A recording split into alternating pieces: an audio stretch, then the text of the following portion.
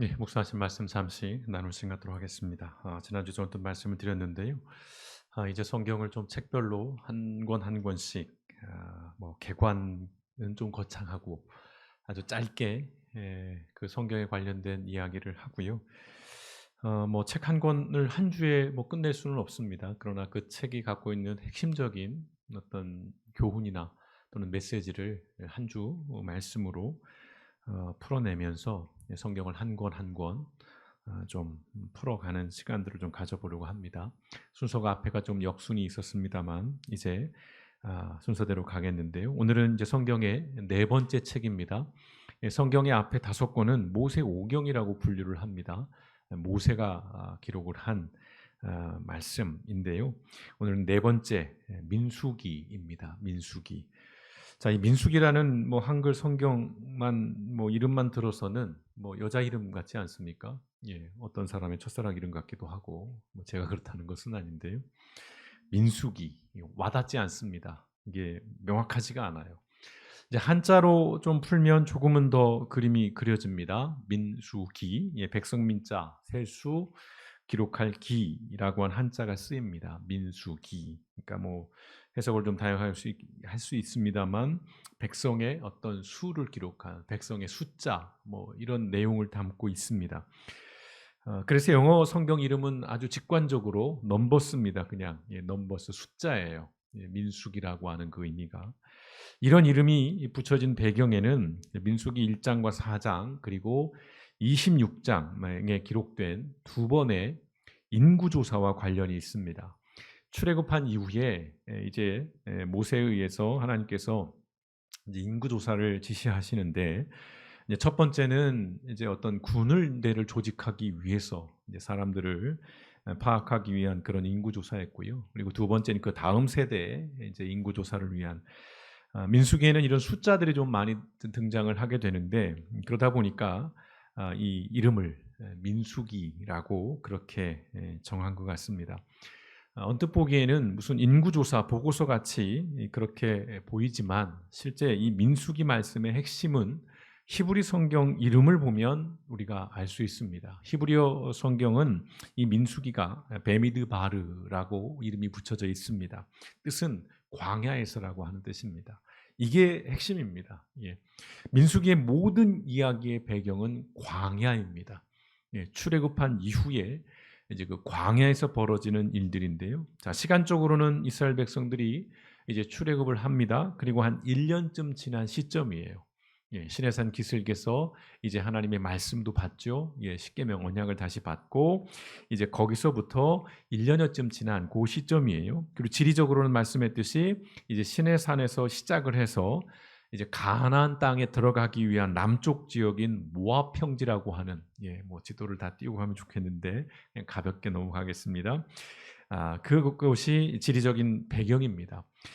민수기서는 이스라엘 백성이 하나님께서 약속하신 가나안 땅을 차지하기까지 그 광야에서 유랑하던 때의 역사를 기록하고 있는 말씀입니다. 그래서 이 민수기서를 이렇게 부르기도 합니다. 여행의 책이라고 부르기도 하고 방황의 책 또는 불평의 책이라고 부르기도 합니다. 오랜 노예 생활을 마치고 마침내 시작된 이 약속의 땅을 향한 여정은 그런데 처음부터 문제가 생깁니다. 오늘 말씀에도 그것이 드러나 있는데요. 바로 원망과 불평이라는 것입니다. 자, 이스라엘 백성들이 이제 광야 생활이 시작되면서 이제 고단한 것이죠. 예, 척박한 땅에서 계속 이동을 해야 하는 그런 삶이니까요. 그리고 얼마나 많은 결핍들이 있겠습니까? 뭐 먹고 마시고 입는 모든 문제들 얼마나 불편하고 번거롭겠어요. 이제 모세에게 불평을 하기 시작을 합니다. 그리고 그 불평은 이제 하나님을 향한 원망으로 나타나기 시작을 하지요. 자, 기억을 더듬어 보시면 출애굽의 과정을 우리가 뭐 다 살펴보진 않았습니다만 큰 사건으로는 그렇지요. 10가지의 재앙을 내리죠. 하나님께서 이집트의 바로 왕에게 그야말로 깨닫게 하기 위해서 내 백성을 보내라고 하는 메시지로서 계속 10가지의 재앙을 하고 마지막 장자의 재앙을 통해서 바로가 두 손 두 발을 다 들고 이제 그럼 니네 나가라 라고 이제 출애굽을 이제 하게 되는데 또 출애굽한 이후에 바다가 가로막고 있을 때에 배를 띄운 방식이 아니라 그 홍해를 갈라보시는, 그래서 육지로 만들어서 걸어가게 하시는 그런 하나님의 초자연적인 역사를 이 이스라엘 백성들이 경험했음에도 불구하고 당장의 필요, 욕구, 의식, 주, 이 문제 앞에서 이스라엘 백성들은 아주 철저하게 현실주의자적인 모습을 드러냅니다. 근데 뭐 생각해 보면 이게 인간의 원초적인 모습이죠. 저도 그랬을 것 같고 여러분들도 예외는 아닐 것 같습니다. 먹고 사는 문제 앞에서는 흔히 그런 말을 하죠. 대의명분, 또 최소한의 염치, 사실 이런 거 없죠.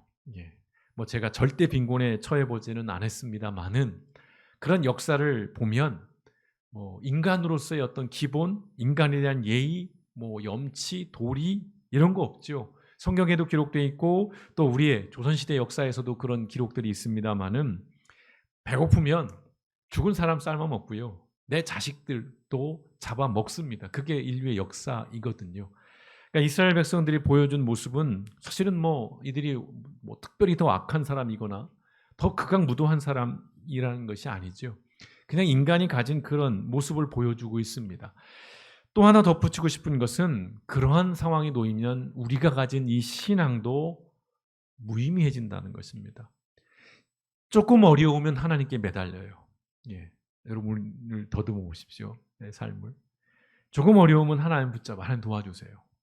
근데요, 그게 더 해버리면 그때부터는 하나님을 공격하기 시작합니다. 하나님, 내가 어떻게 했는데 나에게 하나님 이러실 수 있습니까? 오늘 말씀에도 보면 아우성을 쳤다고 하잖아요. 이스라엘 백성들이. 악다구니를 쓴 거예요. 하나님조차도 공격의 대상이 되는 것입니다. 근데 광야라고 하는 그 환경이 사람을 그렇게 만든 것이 아니에요, 실은. 엄밀하게는 원래 사람이 그런 존재라는 것이죠. 죄성을 가진 존재들. 자, 원망하는 그 이스라엘 백성들을 향해서 사실은 하나님께서는 그들의 필요를 채워주십니다. 약속의 땅을 향한 여정을 계속 이끌어 가세요. 대표적이고 뭡니까? 만나와 메추라기를 주시잖아요. 먹을 게 없다 그러니까 하늘에서 음식을 내려주십니다. 그리고 낮엔 더우니까 구름 기둥으로 그늘을 만들어 주시고 밤에는 어두우니까 불 기둥으로 조명을 탁 비춰주시면서 하나님께서는 이들을 향해서 최선을 다하셔요.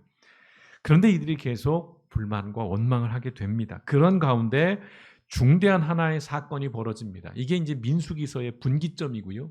또 이스라엘 그 민족으로 보자면 엄청난 역사가 벌어지는 것인데 그 사건이 우리가 너무나도 잘 알고 있는 가나안 정탐 사건입니다. 그게 민수기 13장의 기록인데요. 가나안 땅 남쪽에 이제 가데스 바네아라고 하는 그 지역에 도착했을 때 하나님께서 모세에게 명령합니다. 이스라엘의 12지파의 이제 지휘관들을 모아서 가나안 땅을 정탐하라는 명령을 내리세요. 며칠간이냐면 40일입니다. 40일간 이제 이스라엘 백성들이 들어갈 하나님이 약속하신 그 가나안 땅을 정탐하게 해요.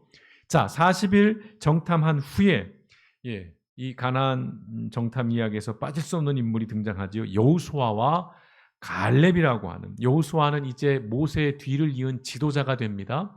그리고 갈렙은 우리가 흔히 말씀을 나누듯이 거의 노인의 나이였어요. 젊은이가 아니에요. 청년이 아닙니다. 굉장히 나이가 많은 사람이었어요. 이 두 사람을 제외한 10명의 정탐꾼은 그 땅 정복이 불가능하다라는 보고서를 제출해요. 갔더니 거긴 견고해요. 그리고 거의 거인들이 있는 거예요. 우리는 그들에 비한 밥이 된다는 거예요. 거기는 우리가 도무지 정복할 땅이 아니라는 거예요. 가면 죽는다는 거예요.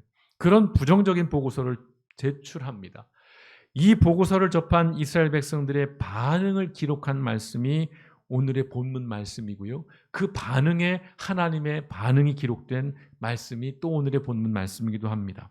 자, 1절과 4절 말씀을 보겠습니다. 이스라엘 백성들이 이렇게 반응합니다. 그러자 이제 보고를 들은 거예요. 12명 중에 10명이 여기는 안 된다, 우리 못 간다, 다 죽게 생겼다, 이런 보고서를 내니까 모든 백성이 밤새도록 통곡하고 모세와 아론을 원망하며 이렇게 말하였다. 우리가 이집트에서나 광야에서 죽었으면 좋았을 텐데 무엇 때문에 여호와가 우리를 이 땅으로 인도하여 칼날에 죽게 하려는가? 우리 아내와 자식들이 다 잡혀갈 바에야 차라리 이집트로 돌아가는 것이 낫지 않겠는가. 그리고 그들은 자, 지도자를 뽑아 세우고 이집트로 돌아가자 하고 서로 외쳐댔다라고 말씀하고 있습니다. 빈정거리기도 하는 것이고요. 비꼬기도 하는 것이고 포기하고 체념하고 두려움에 사로잡혀 있습니다. 무기력해지는 것이고요. 또는 극도의 어떤 불안감들이 공포심이 모든 감정들이 지금 다 표출이 되고 있는 것입니다. 차라리 이집트로 돌아가자는 거예요. 다 죽을 바에야 다시 가자. 옛날로 다시 가자는 거예요. 성경 보면 그래도 우리가 이집트에 노예로 있었지만 그래도 그 고기 가마에서 떨어지는 고기라도 우리가 먹고 살지 않았냐. 자존심도 없는 거예요. 물론 먹고 사는 문제 앞에서는 다 그렇습니다만, 자, 이때까지만 해도 이런 원망, 두려움, 공포심, 온갖 감정을 드러내는 이때까지만 해도 이스라엘 백성들은 이 자신들의 원망과 불평이 가져올 엄청난 파장을 전혀 알지 못했습니다. 이들의 운명이 완전 바뀌게 돼요. 자, 이들의 원망과 불평은 단순히 모세와 아론을 탓하는 수준이 아닙니다. 하나님에 대한 일상적인 불신앙을 드러내는 그런 정도가 아닌 것이죠. 그리고 여러분 오늘 묵상한 가운데 여호수아 갈렙이 야, 그 땅 우리 정복할 수 있어. 우리 하나님을 신뢰하고 하나님이 주신 땅이라고 했을 때 사람들은 그들을 돌로 쳐 죽이려고까지 한 그런 어떤 반응을 보였는데 그것들이 결국 근본적으로는 무엇이 문제냐면 아브라함으로 시작해서 이삭과 야곱과 요셉으로 이어진 하나님의 언약을, 하나님의 약속을 이들이 전면적으로 부정한 행위가 되는 것입니다. 선을 제대로 넘은 거예요.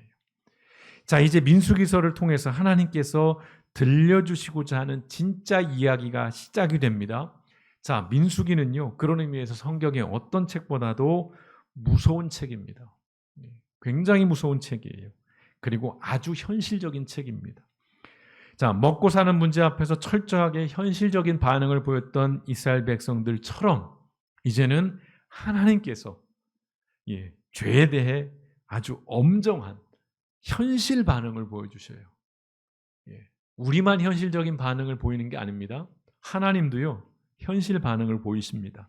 그 반응이 뭐냐면 민수기 14장 26절에서 29절까지의 기록이에요. 보실까요? 여호와께서 모세와 아론에게 말씀하시는 거예요. 자, 이제 하나님도 화가 나 있습니다. 이 악한 백성이 언제까지 나에게 불평할 것인가? 끊임없이 불평을 해대는 거예요. 원망을 해대는 것입니다. 이거 달라 저거 달라 징징거리고 계속 더 달라 더 달라 하는 거예요.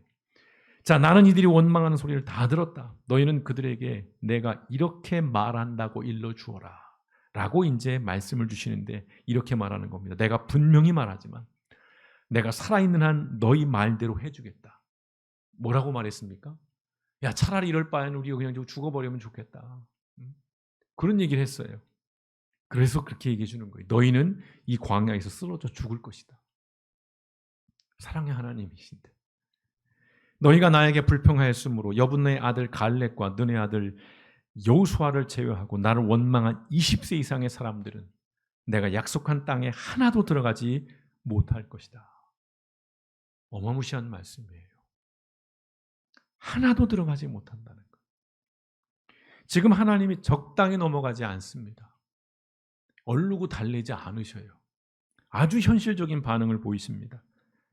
계속 이어지는데요. 34절과 36절에는 이렇게 기록합니다. 계속 말씀하시는, 그리고 나를 불신한 너희 죄 때문에 너희 자녀들은 너희가 한 사람도 남지 않고 다 죽을 때까지 광야에서 40년 동안 방황할 것이다. 광야 40년이 이 사건 때문에 생긴 겁니다. 처음에 하나님이 디자인한 게 아니에요. 자, 어떻게 돼요? 너희는 그 땅을 탐지하는 데 소요된 40일의 하루를 1년으로 계산하여 40년 동안 너희 죄의 대가를 받을 것이다. 그래서 40년인 거예요. 그러면 너희가 나를 거절한 결과가 어떤 것임을 알게 될 것이다. 나 여호와 분명히 말하지만 하나님이 선언하시는 거예요. 하나님 맹세하듯 말씀하고 있는 것입니다. 단호하다는 거예요. 함께 모여 나를 거역하는 이 악한 백성에게 내가 말한 것을 반드시 행하겠다. 그들은 이 광야에서 다 죽어 없어질 것이다. 모세의 지시를 받아 땅을 탐지하고 돌아와 허위 보고로 백성들을 충동하여 모세를 원망하게 만든 그 정찰대원들은 여호와의 재앙을 받아 죽었다. 그 10명은요 갑자기 전염병이 걸려서 즉사합니다. 제일 먼저 즉결 심판을 받으신 거예요. 여러분, 단호하신 하나님이에요. 얼마나 무섭습니까? 살벌하신 하나님이에요. 하나님의 능력 또한 하나님의 약속을 믿지 못하고 철저하게 현실과 타협하고 뿐만 아니라 그 현실에 무너져버린 이스라엘 백성들에게 주어진 그 현실은 지금 결코 가볍지가 않습니다. 여러분, 바로 가면은요 일주일에서 열흘이면 갈 수 있습니다. 거리상으로 조금씩 편차는 있습니다만 600km 정도라고 얘기를 해요. 가나안 땅이요. 출애굽한 이후로부터. 부산보다 조금 더 먼 거리쯤입니다. 작심하고 가면 일주일에서 열흘. 네. 아무리 뭐 오래 걸린다 해도 한 달이 걸리겠습니까? 그런데 그 거리를 이스라엘 백성들은 광야에서 무려 40년 동안을 방황해야 했습니다. 뿐만 아니라 출애굽 그 1세대들은 약속의 땅에 들어가지 못했습니다. 광야에서 다 죽습니다. 아까도 말씀드렸듯이 하나님의 약속을 보다 현실을 우선했던 그 10명의 정탐꾼은 즉시로 죽음을 맞이했어요. 반면에 하나님의 약속을 끝까지 신뢰했던 그리고 그 현실과 타협하지 않았던 여호수아와 갈렙은 살아서 그 가나안 땅에 들어갑니다. 1세대 중에 딱 2사람만 들어가는 거예요. 여러분, 민수기 24장의 말씀은 하나님의 준엄함에 대한 말씀이에요. 이것이 민수기의 주된 관심이면서 또 한편으로는 성경을 관통하는 핵심 주제이기도 합니다. 성경은 결코 달달한 이야기가 아니에요. 뭐 성경을 러브스토리라고 얘기를 합니다만 그게 틀리지는 않는데 그 러브라는 것이 그냥 멜랑콜리한 그것의 사랑이 아니죠. 준엄한 사랑이 그 안에 있다는 걸 우리가 잊어서는 안 되는 것인데, 자, 그러자 이스라엘의 이 범죄에 대해서 하나님 앞에서 모세가 이제 중재를 하기 시작을 해요. 그러면서 이렇게 기도를 하죠. 유명한 기도입니다. 18절에 보시면요. 현대인의 성경이라 좀 우리가 아는 것과 좀 다르지만 주님께서는 쉽게 노하지 않고 사랑과 자비가 많아서 죄와 잘못을 용서하시지만, 우리는 이 앞에만 보기를 원해. 이 앞에만 있으면 얼마나 좋겠어요. 쉽게 노하시지 않고 사랑과 자비가 많아서 죄와 잘못을 용서해 주신다. 아멘. 여기서 끝나면 모르겠어요. 얼마나 좋겠습니까? 그런데 모세의 기도는 이어지죠. 그렇다고 범죄한 자를 벌하지 않은 채 그대로 두지는 않을 것이며 그 죄에 대하여 자손 3, 4대까지 벌할 것이라고 말씀하셨습니다. 하나님이 어떤 분인가를 모세가 기도를 통해서 고백하는 거예요. 하나님은 분명 우리를 참아주시고 은혜가 많고 자비가 많으신 분이지만 그러나 또한 하나님은 죄에 대해서는 단호하시고 엄하신 분이라는 것, 무시무시한 분이시라는 것을 기도를 통해서 고백을 하는 거예요. 그러면서 이제 하나님 앞에 중재를 합니다. 모세의 기도 덕에 어느 면에서는 이들에게 기회를 얻은 거예요. 40년을 방황했지만 다 죽이진 않으셨잖아요. 즉시로 그 자리에서. 자, 여러분, 이것이 현실 앞에서 철저하게 타협하고요, 굴복하고 동조하는 사람에 대한 하나님의 현실 반응입니다. 우린 잊어서는 안 돼요. 우리만 현실 반응할 수 있는 거 아닙니다. 우리만 하나님 원망하고 우리만 불평하고 그게 아니고요, 하나님도 이렇게 현실적으로 반응을 하신다는 겁니다. 생각해보면 이스라엘을 향한 이 광야 40년의 징벌은 일면 가혹해 보이기도 해요. 하지만 두 가지 이유에서 저는 하나님께서 이런 징벌을 내리셨다고 생각을 합니다. 짧게 말씀드립니다. 첫째는 약속을 상실했기 때문이에요. 오늘 이스라엘 백성들은 팍팍한 현실 앞에서요, 출애굽과 가나안 땅이라고 한 하나님의 약속을 상실했습니다. 자, 약속을 상실했다는 것이에요. 오늘 이스라엘 백성들은 그 팍팍한 현실 앞에서 출애굽과 가나안 땅이라고 하는 하나님의 그 위대한 약속을 상실해 버립니다. 아니, 적극적으로 거부해 버렸어요. 여러분, 이것은 무거운 죄입니다. 다시 말씀드려요. 이 하나님의 약속은 아브라함으로부터 시작이 됩니다. 그리고 아브라함이라고는 한 개인과의 약속이 아니고요, 또는 이스라엘이라고 하는 한 민족에 대한 약속이 아니에요. 자, 아브라함, 너 내가 부자 만들어 줄게. 조금 넓혀서 야, 이스라엘 너네 민족 정말 번영하게 해주고 부흥하게 해줄게. 그런 약속이 아니에요. 출애굽을 하고 가나안 땅이라고 하는 그 땅을 약속해 주신 것은 이것은 하나님의 나라의 회복을 위한 부르심이었고 언약이었다는 거예요.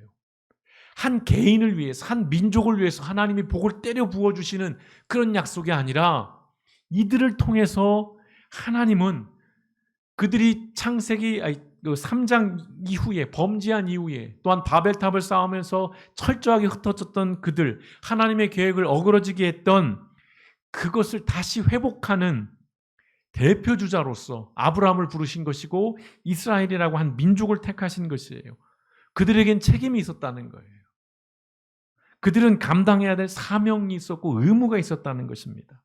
그런데 그러한 어마무시한 하나님의 계획을 자신들의 욕망에 빠져서 이 고귀한 약속을 버린 거예요. 물론 우린 이해할 수 있어요. 배고프잖아요. 춥잖아요. 힘들고 하나님 원망할 수 있고 불평할 수도 있는 건데 아니 그것 가지고 이렇게까지?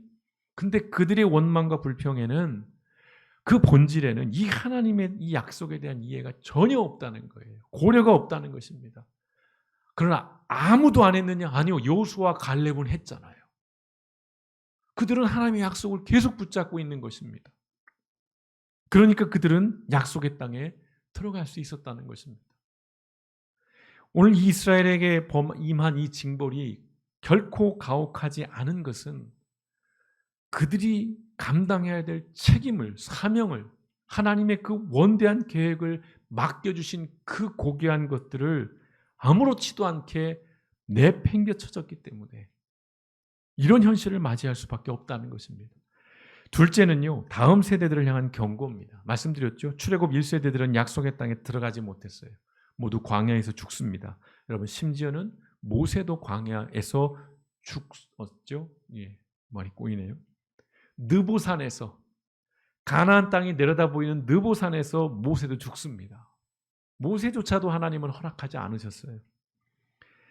가나안 땅이 상징하는 것은 단순히 땅, 어떤 영토가 아닙니다. 뭐예요? 하나님의 방식, 그리고 하나님의 질서로 유지되는 하나님의 나라를 상징하는 거예요. 하나님의 나라가 되려면, 하나님 나라의 백성이 되려면 430년 동안 이집트에서 살아오면서 그들의 몸에 배었던 거의 그들에게 아예 그 DNA에 아예 새겨져 버렸을 만한 이집트라고 하는 그 종교, 그 문화, 그 습관, 그 질서를 버려야 했다는 거예요. 그래서 사실 40년을 방황하면서 이들이 했던 건 뭐냐면 이집트 물빼기입니다. 군대 가면 그 사제 물빼기라고 하던 것처럼 이집트에서의 그 가치관, 세계관을 철저하게 세탁해내는 그 과정이 광야였어요. 그러니까 어느 면에서는 광야는 축복의 시간이 됐습니다. 물론 오늘 포인트는 거기는 아닙니다만 그런데 출애굽 1세대들은 실패했다는 거예요. 가나안에서 나왔다 출애굽했지만 여전히 이집트에 있었던 그 가치, 그 사상, 그 어떤 욕망, 그 욕심, 그 습성, 그 문화 그대로 이들은 가지고 있었다는 거예요. 그러니까 이들이 했던 게 뭐예요? 이집트로 돌아가자. 그래서 하나님은 이런 가혹한 징벌을 내릴 수밖에 없었던 거예요. 왜요? 출애굽 2세대이자 가나안 1세대들에게는 그 앞선 세대의 그 시행착오를 배우게 하거나 담게 해서는 안 되니까요. 그들을 향한 경고예요. 다음 세대를 향한. 그리고 교훈인 것입니다. 그러니 가혹할 수밖에 없는 거예요. 그렇지 않으면 출애굽 1세대뿐만 아니라 2세대도 가나안 땅에 못 들어갔을 거예요. 왜요? 똑같이 했을 테니까. 이런 극단적인 방식이 아니고서는 물론 그렇다고 해서 이들이 완전 변화됐을까요?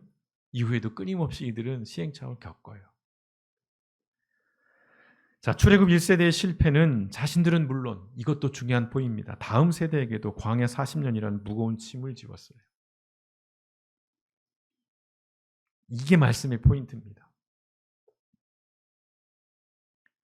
광야 40년은 출애굽 1세대 때문에 생긴 거예요. 광야에서 태어난 애들은 아무 죄가 없어요. 그런데 2세대도 광야를 그렇게 유랑하게 됐습니다.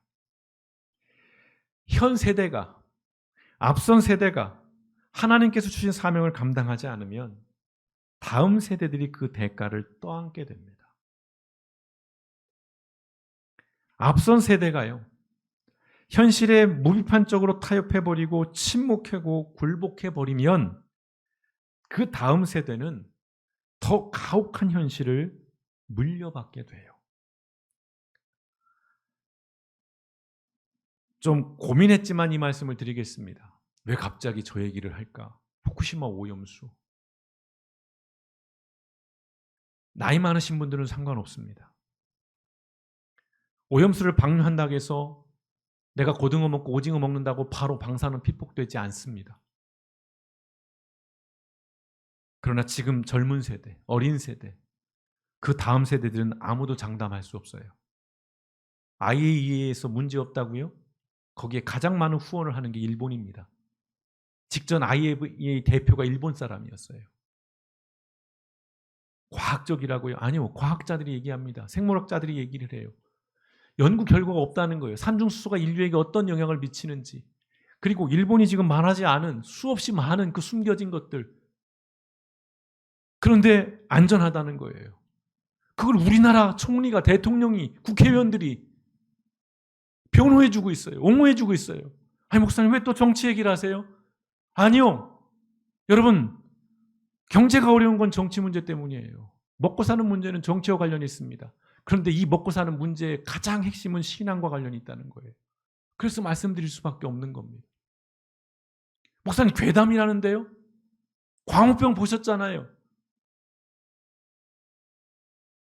여기에 기만당하시면 우리는 무지한 겁니다. 우리는 어리석은 바보예요.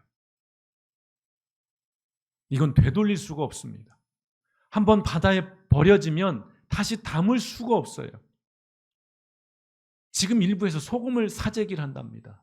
그거 가짜 뉴스예요. 왜 소금을 사재기 하는지 생각해 보셨나요? 해산물만 안 먹으면 되지. 소금은 안 먹을 수가 없잖아요. 산에 있는 거 갖다 먹으면 되죠. 지금 현 세대가 이 문제를 침묵해요. 여러 가지 이유로. 그럼 지금은 단 어려움을 당하지 않습니다. 문제는 다음 세대들이에요. 이 민수기서가 우리에게 명확히 보여주고 있어요. 출애굽 1세대들이 하나님 말씀에 순종했다면 그 2세대들이 똑같이 광야에서 그렇게 유리방황하지 않아도 됐어요. 앞세대들이 침묵했어요. 타협해버렸습니다. 그 대가는 다음 세대들이 받는 거예요. 정말 죄송한 말씀 해볼까요? 저는 자식이 없어요. 제가 다음 세대 걱정할 일 없습니다. 제가 이렇게 열 안 내도 돼요. 개인적으로 보자면.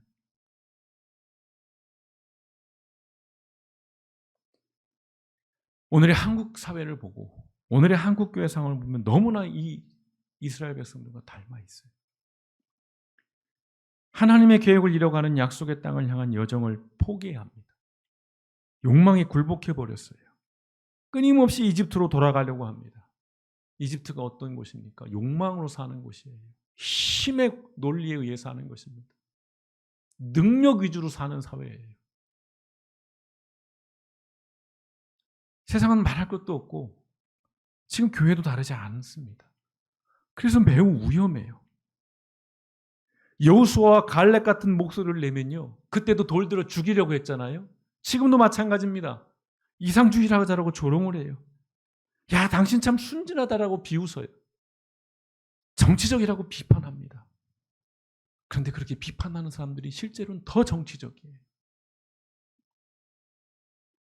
교회가 가나안을 포기하고 이집트의 삶을 선택했습니다.